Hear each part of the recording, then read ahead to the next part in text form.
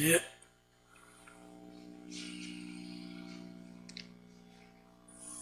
오늘 지난번 개강 예배 때 말씀을 드렸고 오늘 이제 둘째 시간입니다.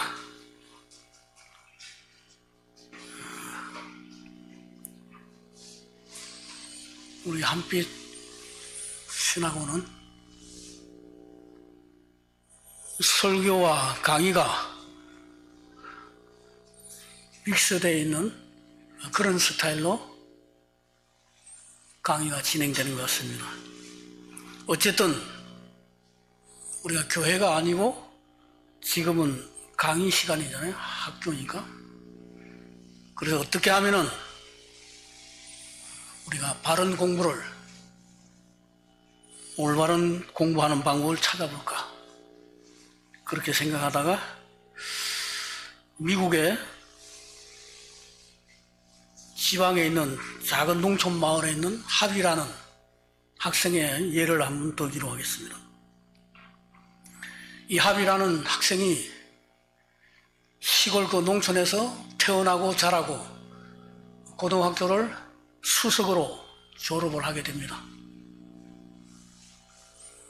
시골에서도 수석으로 졸업한다는 게 쉬운 일은 아니죠. 그런데 뿐만 아니라 하버드대에 당당하게 합격을 하게 됩니다. 그러니까 시골 고등학교가 난리가 났죠. 프랑카드가 걸려지고 마을 잔치가 일어나지 대단히 환영을 받았습니다.